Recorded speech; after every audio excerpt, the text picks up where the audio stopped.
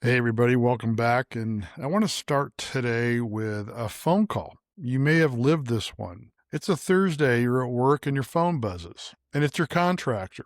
And his voice has that edge to it. And he says, "Hey, quick question. What tile did you pick for the master bath? Because I need it on site Monday." And your stomach drops because you haven't picked out the tile. You didn't know you needed to, and nobody told you Monday was the deadline. And now you're scrambling. And whatever you grab in a panic is what's going in your bathroom for the next 20 years. Here's what that phone call actually is.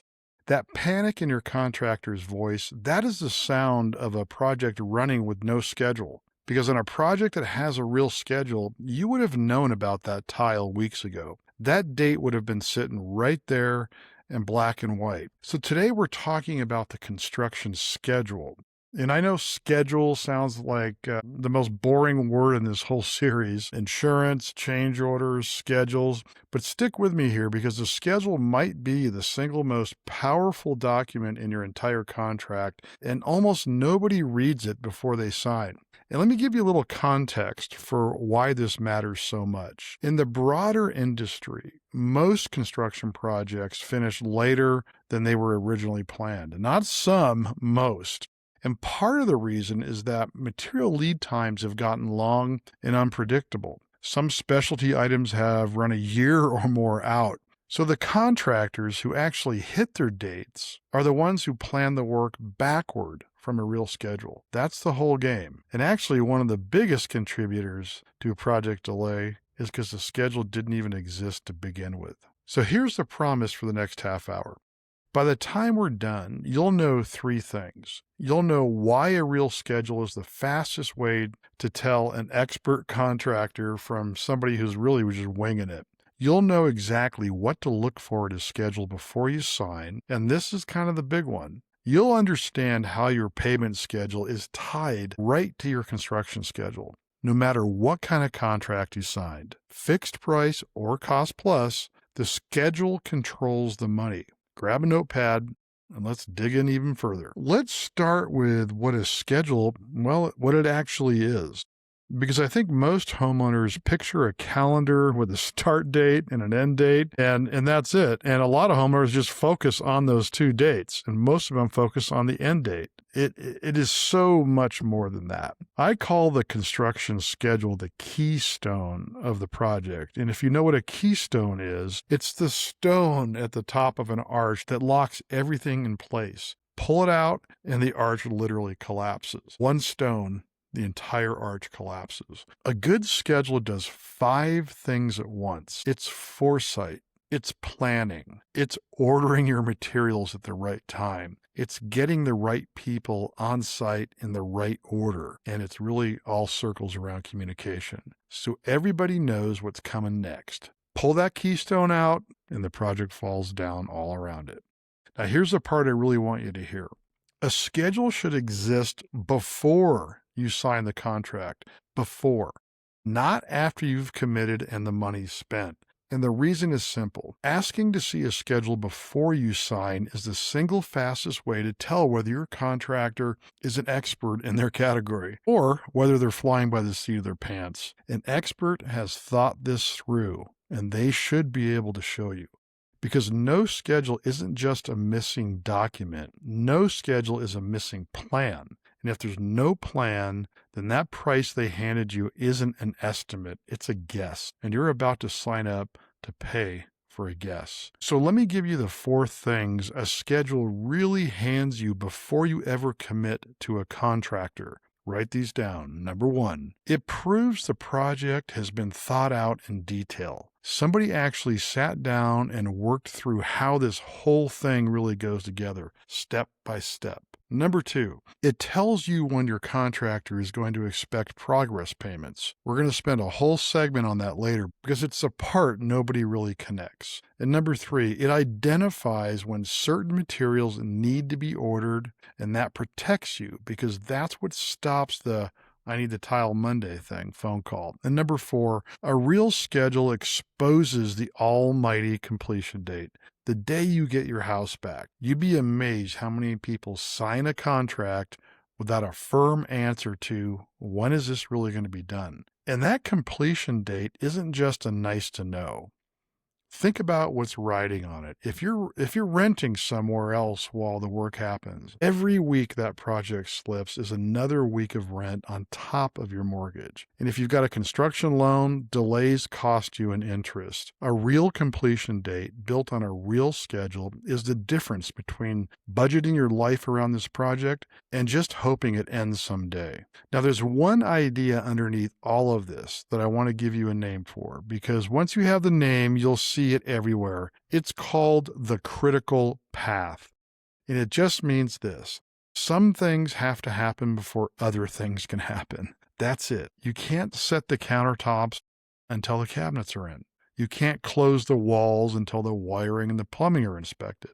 And there's an order to it, and the schedule maps that order out. So when a contractor calls you in a panic, asking for a decision they should have seen coming months ago, that's a critical path that nobody drew. And when the critical path breaks, something always gives. Either the timing slips, cost goes up, or the quality drops. Sometimes all three at once. And that's not really trying to be dramatic here. In the broader industry, the teams that schedule with real discipline, that map out the critical path and the long lead time materials, they measurably finish closer to their dates than the ones who don't.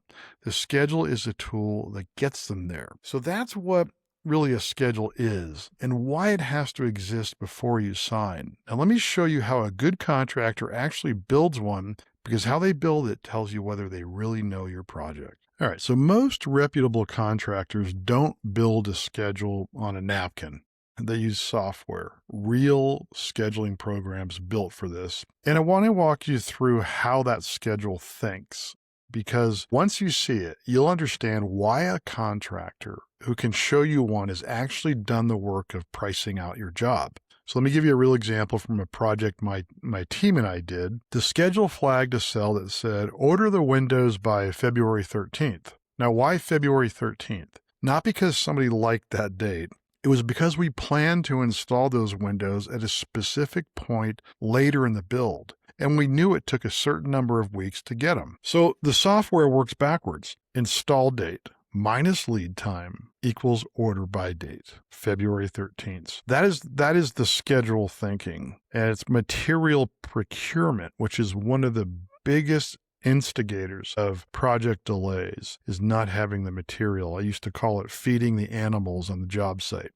If the animals don't have any food, they can't eat anything. If the contractors don't have any materials, they can't install anything. Every special order item on your job, your windows, your front door, your cabinets, your tile, your stone, and there's a lot of these items, hundreds probably. Every one of those has an order by date that's tied to when it gets installed and how long it takes to show up. A real schedule has all of those mapped out.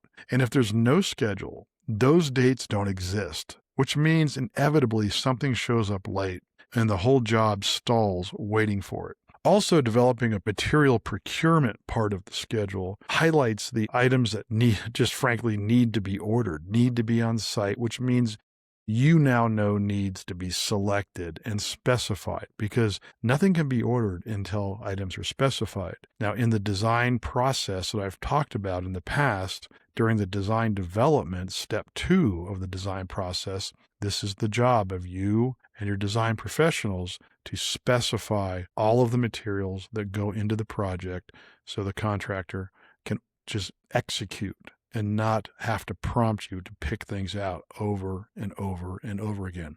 This is common practice where things do not get specified, design details do not get worked out. It's time to order the windows. They show up. There's no color specified. There's no screen style specified. There's no grid style specified. Everything comes to a screeching halt. Phone starts ringing. Emails start churning. Everybody has to drop everything and pull up all of the past conversations and details and start all over again. This is a common practice even to this day. I'm dealing with this on projects that I'm building right now from inadequate architectural design, drawings, details, and specifications. It's a constant battle.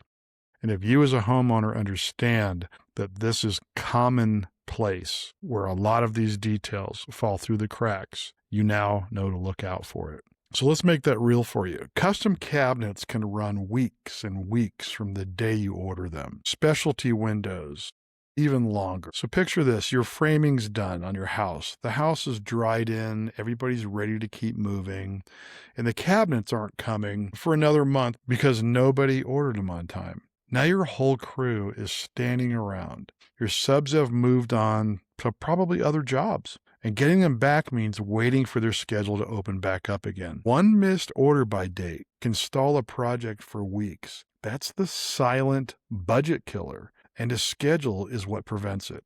But it's not just really the materials. A good schedule also schedules people. It tells your plumber weeks and even months out the day they're expected on your job. Same with your electrician, your framers, everybody.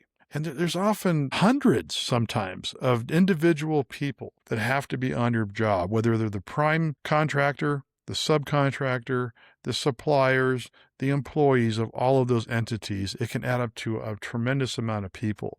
But one thing that homeowners do love and can experience is when a schedule is done properly. Good subcontractors really love this. They genuinely appreciate a contractor who can tell them months ahead when they're needed because it lets them run their own business properly.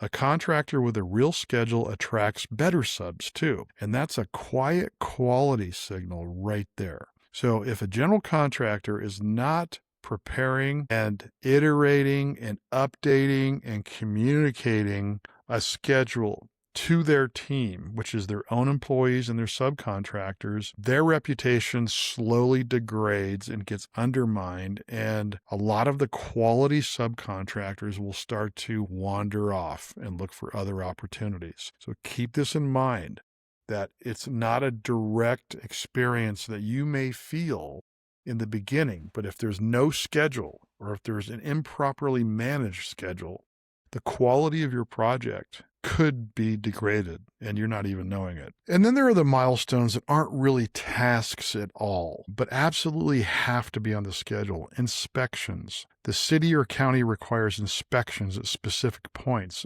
For instance, after your foundation is dug and the forms are set, but before any concrete gets poured, the city has to come inspect and sign off. Miss that window, and you're tearing things apart. On top of that, sometimes you've got third-party inspections, a structural engineer coming out to check the hardware, a surveyor certifying your setbacks. All of that has to be woven into the schedule too. So here's the bottom line in this whole segment. And it's the thing I most want you to walk away with. A contractor who can sit down and show you a real schedule has actually estimated your job. The schedule is the skeleton the whole estimate hangs on. But a contractor who can't show you one, who just hands you a number in a handshake, they haven't really priced your job, at least thoroughly enough for sure. And he's done a lot of guessing at it. And there's a big difference between a price and a guess when it's your money. Now, one important catch, a schedule is only as good as the plans it's built on. Remember back in episode 53 when we went deep on the bid package and the complete specifications? This is where that pays off. If the plans are vague, the schedule is fiction because the contractor is guessing at what work even needs to happen. Good plans, good specs, real schedule. Garbage in, garbage out. And again, I can't emphasize enough that the investment in the proper plans and scope and specifications directly correlate with the project's success, quality, your satisfaction, meeting your expectations, maintaining your budget, maintaining your schedule, and it begins with a quality design professional team. So now you know how a good one gets built. Now let's get practical because you're going to be handed one of these before you sign. And I want you to know exactly what to look at. All right, so the contract's in front of you. Where does the schedule actually live in there, and what should you be looking for? Start with the dates. A start date and a completion date belong right in your contract. In a lot of states, That's not just a good idea, it's actually required. But this is the part people miss. For a contractor to put down realistic dates, there has to be a real schedule behind them. Anybody can write done by October on a contract. The question is whether there's a schedule that makes October really true. So here's a move I want you to make. Ask that the schedule be attached to the contract as an exhibit. Even if it's marked preliminary, that's okay. Preliminary is honest. Things will shift, but getting it attached makes it part of the agreement instead of a vague promise. And if there genuinely isn't a schedule yet because it's early, then at the very least, get a line in the contract that says a schedule is forthcoming. If your contractor pushes back on even that, if they don't want any schedule anywhere near the contract, that's a big flag. Pay attention to that flag. Now, what are you actually scrutinizing once you've got it in your hand? 4 things. The completion date. Is it real or is it a fantasy? The order by dates for your selections, your tile, your cabinets, your fixtures. So now you know your deadlines. The inspection milestones. Are they on there? And whether the whole thing hangs together or whether it's just a couple of dates somebody typed up to make you feel better. Let me tell you what a week schedule looks like so you can really spot one. A week schedule is 3 lines long. Start, framing, done. No order by dates, no inspections, no subs, no detail. That's not a schedule, that's a wish. A real schedule has texture to it. It's got dozens of items. It shows what depends on what. And when you look at it, you can actually picture your project being built. If what you're handed feels thin, trust that instinct and ask for more. A contractor who's truly planned the work won't be really offended. They should be glad they're asked because it tells them you're going to be an engaged client. And a contractor that prepares a professional level schedule should be almost excited to actually walk you through the schedule. So in fact, you shouldn't even ever have to ask to see a schedule from a qualified high-level contractor because they're willing to offer it up front to differentiate themselves from maybe the competition. And let's slow down a little bit on the order by dates for a second, because here's the part that kind of surprises people too. A schedule doesn't just hold your contractor accountable, it holds you accountable too. Think back to that tile phone call from the top of the show. A lot of project delays and a lot of cost overruns aren't the contractor's fault at all. They happen because the homeowner got in the middle of the process, deferred a decision, kept changing their mind, tried to save a buck at the wrong moment, insisted on installing something they ordered themselves that showed up late. The schedule protects you from becoming the reason your own project is late. When your decision deadlines are written down in front of you, you can actually hit them. That's why I always say this is a two-way street. A real schedule is fair in both directions. It keeps your contractor honest, and it keeps you from accidentally cutting your own throat. And one last thing on reading the schedule. Once you break ground, that schedule stops being a piece of paper and becomes a living tool. Think about planning to hike to a summit. You can plan every step, and then you hit a stretch of a trail that's washed out or the weather turns on you, right? The plan has to flex. Construction is really the same situation. So the real question to ask your contractor isn't just, do you have a schedule? It's how often do you update it? Because a schedule that never changes after day 1 isn't really being used. It's decoration. And remember from last week, episode 60, when we talked about change orders, this is where it all connects. Every change order moves the schedule. New work takes time, pushes dates, shifts your order by deadlines. That's exactly why you keep a running eye on the schedule as those changes come in. So you can read a schedule now. You know what to demand and what to watch. Now let me show you the part that turns this from useful into powerful and how the schedule controls your money. All right, here's something kind of unique thought process here that a lot of contractors and even design professionals and especially homeowners don't really get. And this is the part of this episode that kind of ties it all together. Your payment schedule and your construction schedule are not two separate things. They're the same document wearing 2 different hats. And once you see that, you'll never look at a contract the same way. A payment schedule belongs in your contract, especially on a fixed price job, where in some states it's actually the law.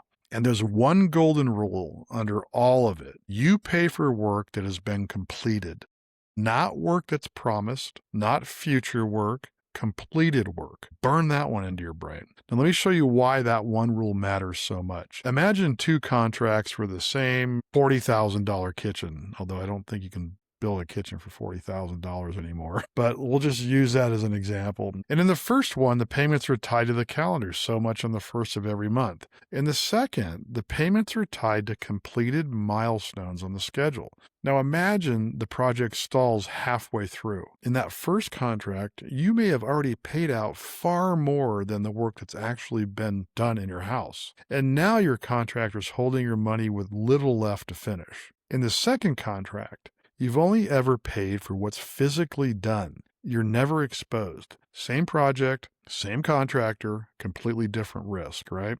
That's the power of tying the money to the schedule. So let me show you how that works in a fixed price project. In fixed price, the milestones on your construction schedule become your payment triggers. So the schedule literally determines when the payments come due. Say it's a kitchen remodel again, and here's roughly how I'd lay the payments out, tied right to the schedule, and actually even documented on the actual schedule. There's maybe a small deposit when you sign, then payment one when demolition is complete. Call it $15,000. Payment two when the concrete underfloor is done. Payment three when the framing's up. Then a bigger one after the plumbing and electrical rough-in passes inspection.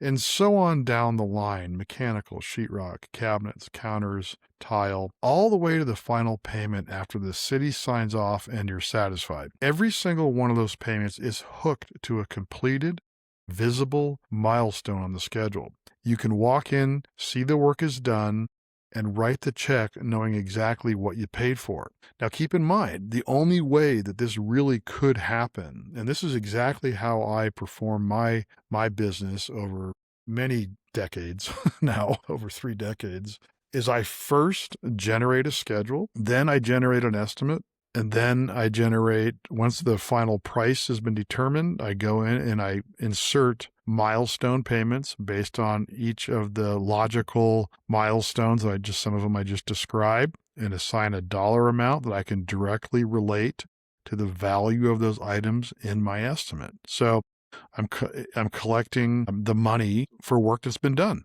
So the schedule is just, it's like a multifaceted benefit for everybody, right? So you can monitor the project during the course of construction. You can forecast your cash flow. And really, a contractor should be generating this anyway in order to manage the project properly. So early in your early stages, talking with a contractor, even when you're interviewing, you might say something like, hey, by the way, could you show me a sample of one of your project schedules? If they can't deliver that, run. There's no point in going any further because they're not managing the projects.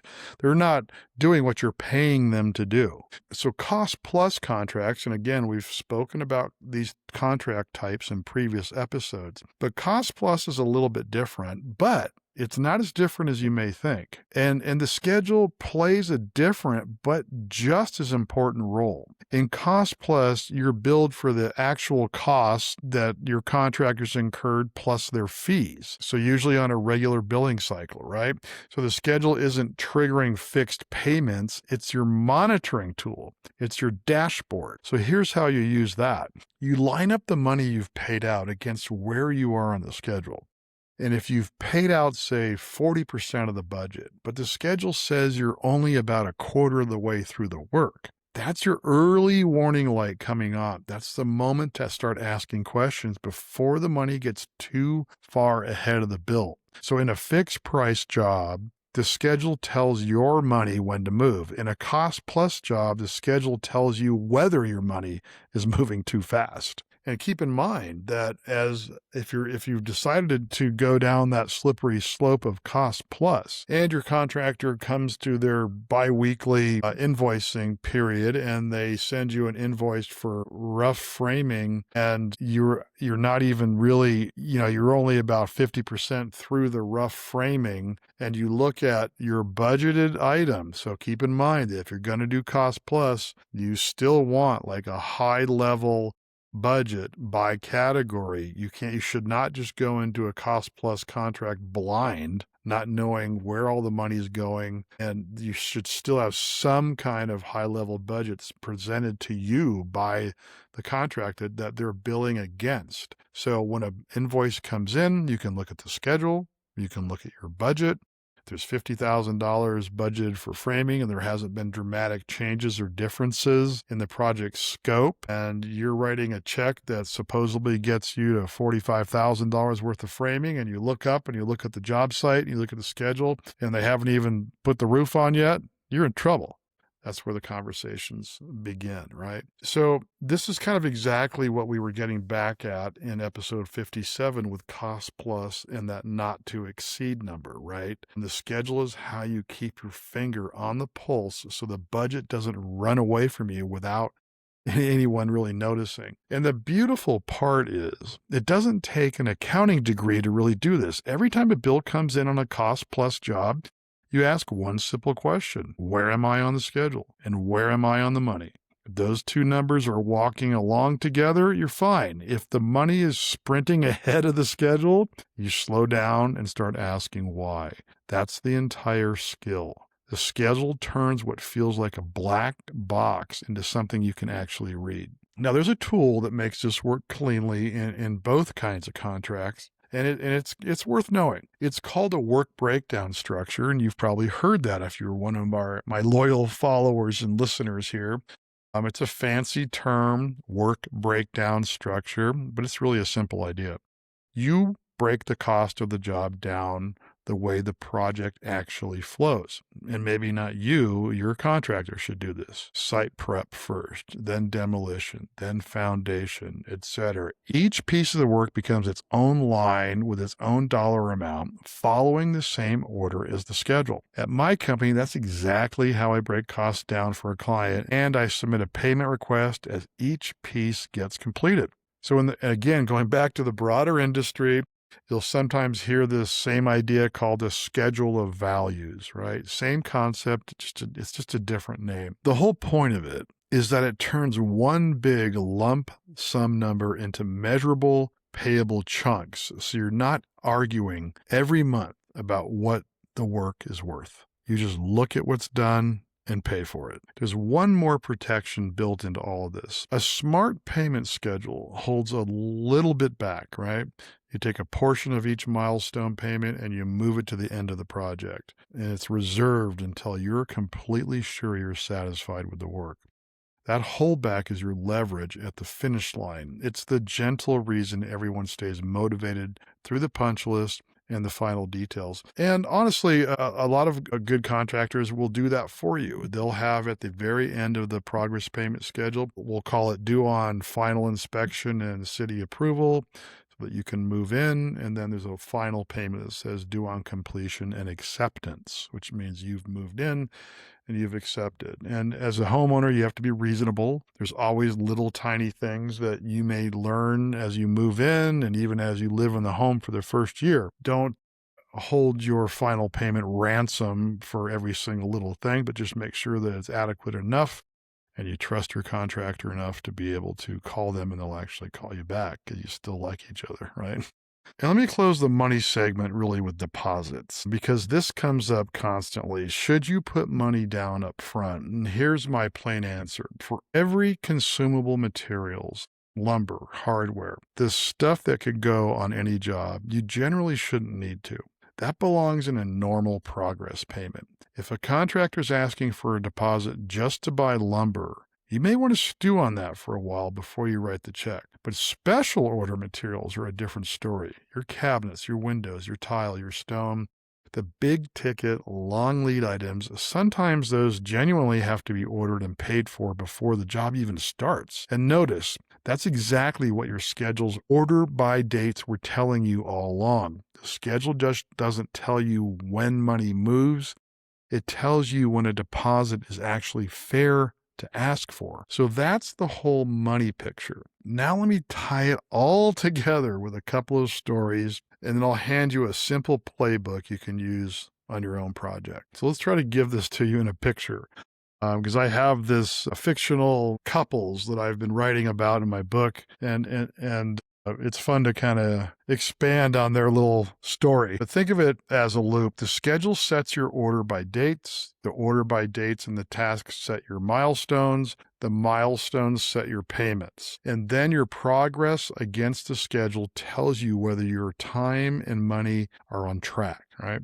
So one document doing 4 jobs at once. That's really the keystone that you should never do a project without. So let's talk about what it could look like in real life. You remember the McMillans if you've been following me. They're my folks who did it right. And when they got their contract, they asked for a schedule up front, and their contractor attached it as a preliminary exhibit. Real start date, real completion date. Their payments were tied to the milestones on that schedule, so they always knew what they were paying for. They knew their own decision deadlines, so they were never the cause of a delay. And when a change did come up mid-project, because changes always come up, they could look right at the schedule and see exactly how it moved, the dates, and the money. No surprises. They finished close to a plan, and more important, they finished without that knot in their stomach. Then we got Ben and Jane. You know I love Ben and Jane because they teach us so much by doing it the hard way. They signed a contract with no schedule attached, none. And their payments weren't really tied to any kind of completed work. They were tied to the calendar. Like a contractor just wants to get paid every 2 weeks no matter what happens, right? You're going to find people out there that want to do that. They pay on the first of the month regardless of what got done. So the money started running ahead of the build. And then one Thursday, they got that phone call. What tile did you pick? I need it Monday. By the time they realized their money was way out in front of the actual work, the cash was nearly gone and the kitchen was half finished, right? That is how good people with a decent contractor end up stuck. Not because anyone was a crook, because nobody set the rules with a schedule at the start. And I want to be fair here because this is always a two-way street. It wasn't all on the contractor. Ben and Jane never asked for a schedule. They never tied their payments to anything they could see. They just trusted that it would all work out. And most of the time with good people, it mostly does work out, which is exactly why this lesson is so sneaky. You don't feel the missing schedule on day 1. You feel it on day 90 when the money's gone and the work isn't done. The schedule is the thing that would have shown them the trouble coming while there was still time to fix it. That early warning, that's the whole gift. Don't forget, all my fellow or my loyal listeners there, if you want help thinking this through before you sign, this is exactly the kind of thing that I'm building with BuildQuest to walk you through a project. And at buildquest.co is where I am taking reservations for advanced users on this software program that's going to, I think it might change the industry a little bit. Who knows? But it's really deep into development. I've been saying that for a year now, and I'm hoping to get that launched fall. So here's your playbook. 5 moves. 1, don't sign without a schedule. Preliminary is fine. Get it attached as an exhibit. 2, make sure your contract has a real start date and a real completion date. 3, tie every single payment to a completed, verifiable milestone on that schedule. You pay for done work, period. 4, hold the retention back until you're finally satisfied. That's your leverage. Or look for, the final payments that have been declared by the contractor and see how much those equate to the total project. You want to be looking for anywhere from 5 to 10% of the project, usually split over the final inspection and certificate of occupancy and your completion and your acceptance. And then 5, ask how often the schedule gets updated. And ask to see your progress against it at every payment, especially on cost-plus projects. Do those 5 things, and the schedule stops being the most boring document in your contract. It becomes really the most powerful. because the schedule and the payment schedule are the same document wearing two hats. And if you read them together, neither one can surprise you. All right, so let me wrap this up and point you to a few things that'll help. The construction schedule is the keystone of your whole contract. It's how you tell an expert from someone really that's just guessing or is a imposter. You read it before you sign, dates, order by deadlines, inspections, and you get it attached as an exhibit. And it controls your money. In a fixed price, it sets your milestone payments. And in Cost Plus, it's your dashboard for catching the budget before it runs away.